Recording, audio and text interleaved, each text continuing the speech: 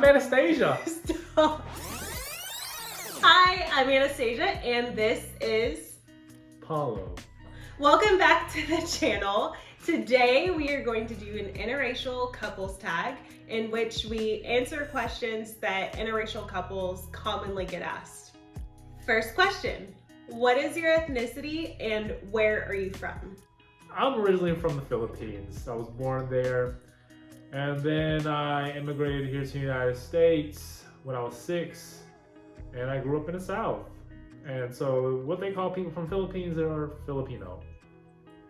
And I am Black, and I was born and raised and still live in America. All right. How long have you been dating or married? So we dated for about 5 years before we got engaged, and then we're engaged for a little bit over a year before we got married, and we just got married recently, so we've only been married for a few months. Have you ever dated outside of your race before? Yeah, so all my previous girlfriends have been outside of my race. Yeah, absolutely. Yes. I don't really have a type. So I don't really have You like have a type. What? What's my type, Stay? Tell me what's my type. Please enlighten me. We'll get to that.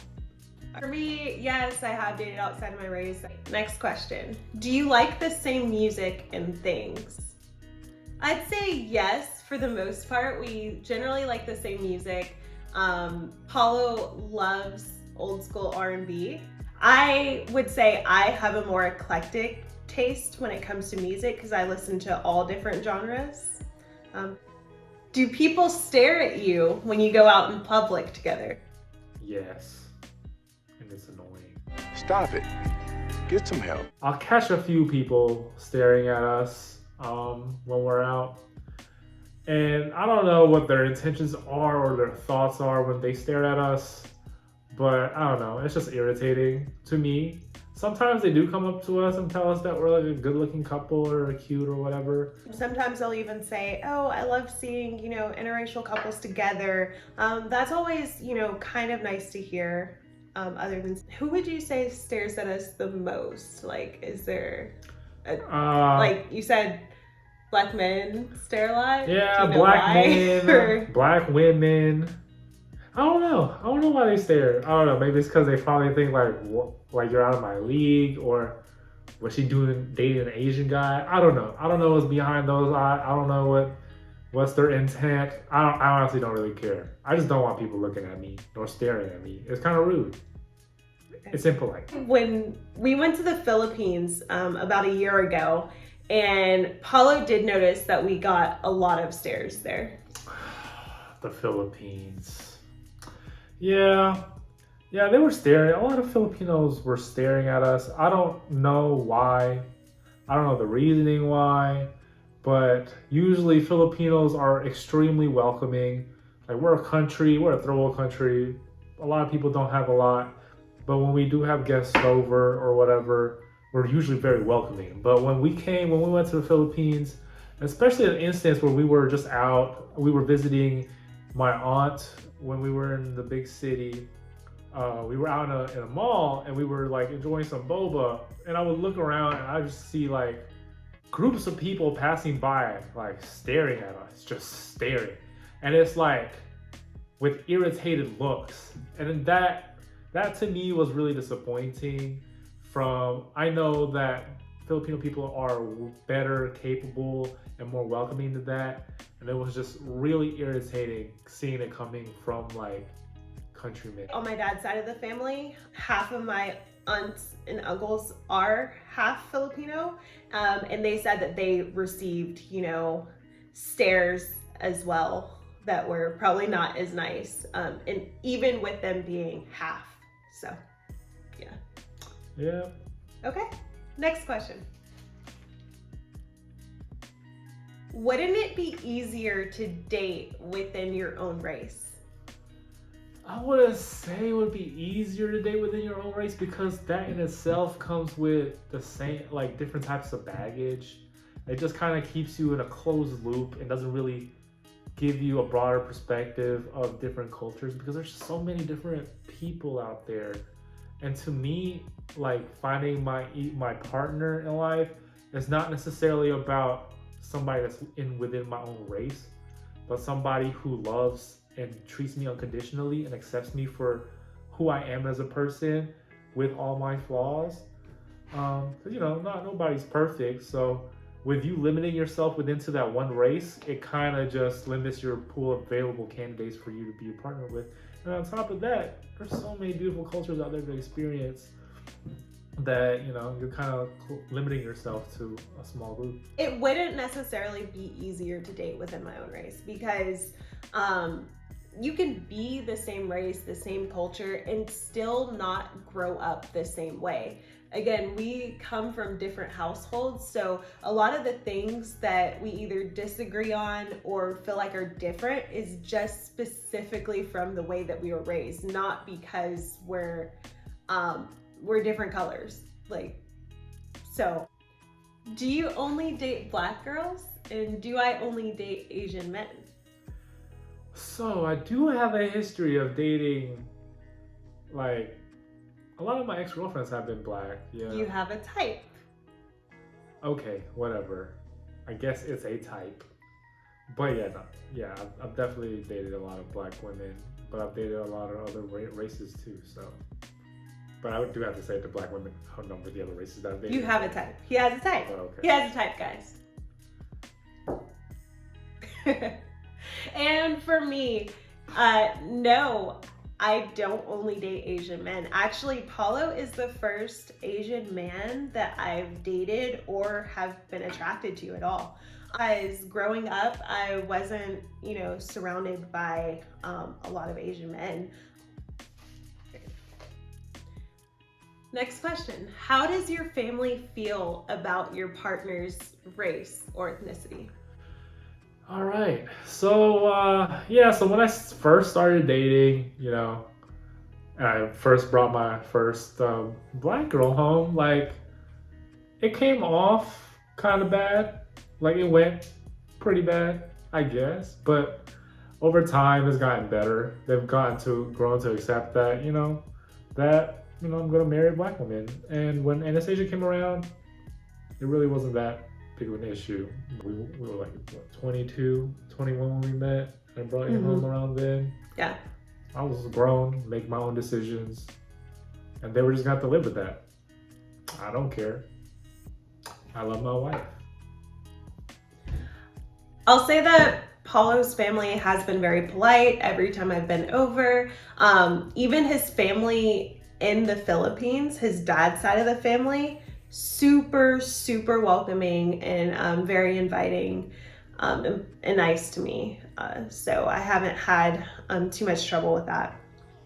And for my side of the family has welcomed Paulo with open arms. Funny story, when I brought Paulo home, I didn't show them any pictures of him. I didn't tell them about him at all. So I just brought him home, and my parents didn't blink an eye. They just really tried and were interested in getting to know Paulo, and they get along with him very well. Yup. Yeah, like my mom and him are in a group chat where we talk about stuff pretty much all week. We've been on family vacations with, my immediate family. So it's been a pretty good experience. And that just goes to how I was raised. I was raised to accept everybody. And again, I grew up with a lot of different people. And I feel like as a minority, you know what it feels like to be excluded. So me growing up, I was raised not to do that to other people for any reason.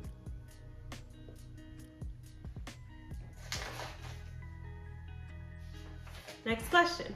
What are some things that worried you about dating another race? And, sorry, I forgot what the question was. What are some things that worried you about dating another race, and did it take some time to get used to? I don't really have any worries to dating another race. No. There were definitely some things, cultural things, that it took a little while to get used to. Oh yeah, she doesn't like Filipino food. That's an issue. It's not that I don't like Filipino She likes food. two things. Okay, She likes wait. lumpia and she likes pandesal, which is literally like a dinner roll. Like we eat that as like with like every other meal. Like Okay, so she's 20. usually if we visit his mom's side of the family, we'll go to Filipino functions, and they have a lot of like potluck type things where Yes. people It's delicious. where people bring food that they made from home. I'm a very picky eater as it is, and that's not just with Filipino food, it's with all food. But generally I just stick to probably two things, which are fried rice and lumpia Shanghai, which means I basically eat fried rice and egg rolls. I understand that's pretty bland. Man, I mean, okay, Chinese takeout, man. What you mean? Okay, wait. So if there is anyone that's Filipino that is watching this video, please comment with some Filipino dishes that you think I should try, and I will try them. Good luck with that. No, I will. I'll try it and then I'll film. When we went to the Philippines, I fell in love with pandesal, which is really just bread rolls. So I ate 20 pandesal rolls a day, gained 20 pounds, and yeah, it was rough, but I really liked it. It was rough, whatever. She was carving them down and she was happy as hell. What you mean she was rough? She was a happy camper. Was it because it was like warm and soft? Yes, it was just so good. It was fresh. Yeah. Oh, one Filipino dish, I know I probably will not eat it, and your family tried to get me to eat it, is No. balut. Here's the story though. No, we don't. She fell asleep. So we were on the beach in the Philippines, and my family, like my dad, my brother, and my uncle were there, and we're like, "Oh, Stasia, you gotta try some balut." And it's so just, balut is like It's an egg. It's a half cooked with half of a bird in it. Yeah. It looks like It's a duck egg. But yeah, so it so happened the bird is still in the egg. Yes, it's a half-developed embryo. Anyways, there was like a person that was selling balut that was coming down, and Anastasia was like, "Nah, I'm going to sleep. Bye." Saved by my biological clock, because I was not going to eat it. And balut is delicious. Okay, but It's a yeah. delicacy. So anything else, comment, and I will try it. Next question. What was your first impression of each other? So, you want to go first? Or you want me to go first? I'll go first. Okay, so my first impression of Paulo was just that Paulo was really easy to talk to, and I noticed right off the bat that we had a lot of stuff in common. Like, we were both interested in being pre-med. I was pre-med biology major at the time. Paulo was studying nursing but wanted to go to med school after. Well, that didn't happen for me. I did not graduate pre-med. I graduated with a journalism degree. Paulo is actually in med school now, but we both really just had a lot of that in common. And then also sports. We both really like sports. So I played basketball growing up, and Paulo really loves basketball. Yes, it's the national sport of the Philippines, and I rep Miami Heat all day. Dwayne Wade forever. Yeah. What was your first impression of me? I remember I was visiting my friend, one of my best friends from high school, at a frat party at the college that she attended. And I remember walking into the room, and I was looking for my friend, and I pivoted to the left, and I saw this beautiful, tall, amazing woman that I was like, wow, she is beautiful. Like, just smile that radiates, like, just brightens the room. And I was like, well, she's out of my league. I'm just gonna pivot away. And I started looking for my friend. And it just so happened that my friend was friends with her. We actually went to completely different colleges. So yeah. But everything else that she said was pretty much what I thought, just the same interests. It was weird because, like, after that night, we never really even talked after that. Yeah, so funny story. We met that night. That was our freshman year. So back in 2011, right? We didn't speak again after that night until 2015. So. No, it was 2014. 2014. 2014. So still like 4 entire years later. Stasia, your math is off. 2011. You just said it's 2011. 12, 13, 14. That's 3 years. Okay, so we didn't. So we see why. Well, the med school thing didn't pan out. I already explained that, Paulo. We see why.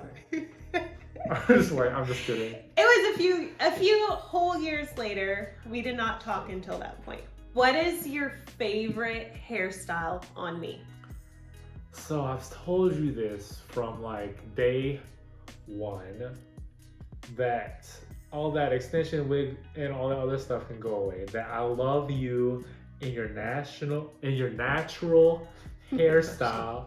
Like, that's to me is like the most beautiful version of Anastasia. Like, I don't even care about it being straightened. Just let it be curly and in its own natural state, and that's fine with me. Like, I think I've always told her that, one, she doesn't need all that extra stuff, and two, like all the makeup and stuff, like she doesn't even need, because I feel like I don't wear a lot of makeup. But even then, like, I just feel like it kind of takes away from the natural beauty, and that your skin is so radiant by itself that it doesn't necessarily need all that other stuff on there. That's just me.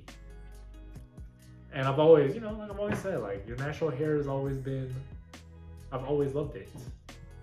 And there's no need to do anything else to it. All that other stuff that society needs, tells you to do, or is conditioned people that telling you that that's what you need to do, you don't need to do it. There's no point. You do like my natural hair the most. Yeah, absolutely. So, like this. Yep. Okay. No need to change. And, okay, so what is your favorite hairstyle on me? I love me some braids, though. He loves braids. Anytime we're watching TV and the lead character is a black woman in some braids, you better believe he is on Ambw trying to figure out who she is. It's so weird.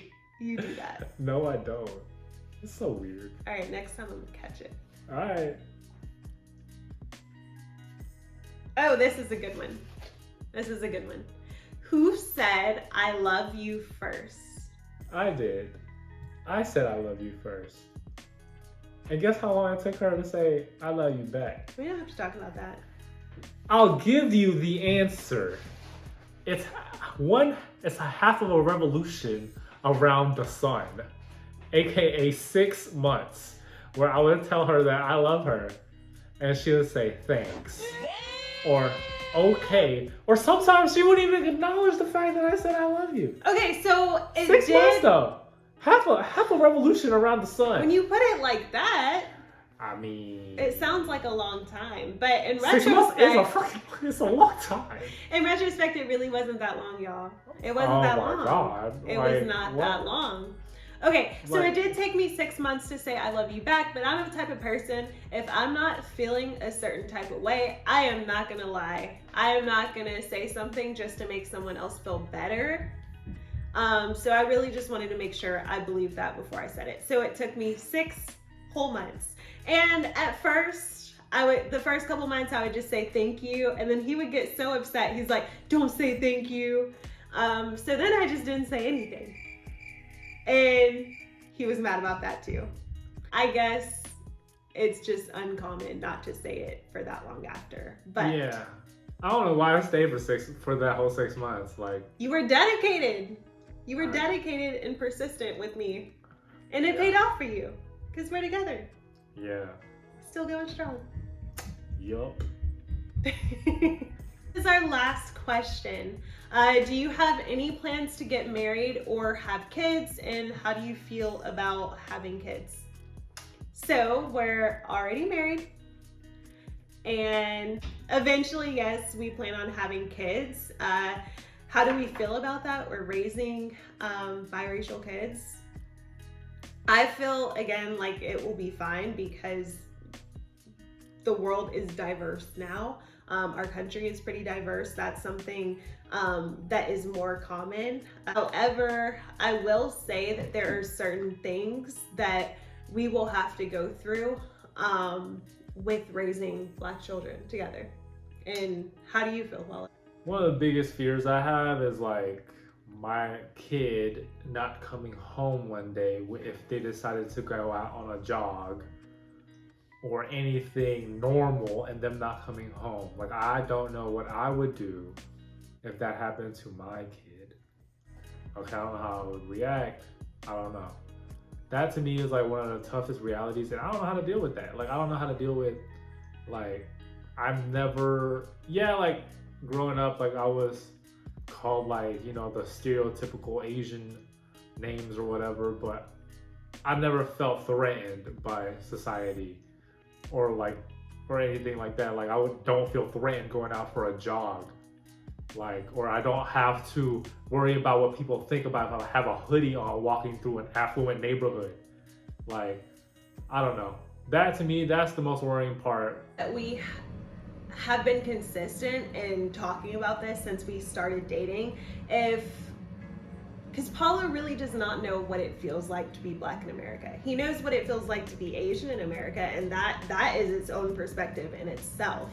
But to be Black in America and grow up as a child, like, there are certain things that you're taught, or there's certain conversations that your parents have to have with you that they don't necessarily have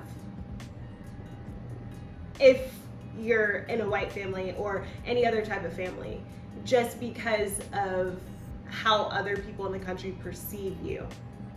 So I've been very upfront with Paulo. Anytime I see anything, whether it's a movie, whether it's on TV, whether it's in my life, or whether it's a conversation that I had throughout the day that just didn't sit right with me or just didn't feel right with me, I talked to Paulo about that. And we've been really good about being transparent and making stuff learning opportunities so he can understand where I come from, my perspective, being a Black woman, and also not even just that, so I can understand his perspective as, you know, an Asian man, because some things he goes through and I just don't understand, or you know, he has some tendencies and I'll ask, oh, well, why did you do this? And it's just because of his culture or how he's brought up. So it goes both ways, but really, raising children, there will be some tough conversations, and he's had some tough conversations with his immediate family, just saying, hey, my children are going to be Black, so there are going to be certain things that, you know, you can't say, or that we don't feel comfortable like having around our potential kids. Yeah. So it's really all about being honest and being open to teaching people more about your culture, both his and mine. So that was our last question. We hope you liked the video. We hope you learned a little bit more about us and that you enjoyed watching. Thank you, and feel free to like, comment, and subscribe. Feel free to comment if you have any questions or any ideas for any videos that you want us to do next. And that's it. Love, Anastasia. And Paulo. Bye.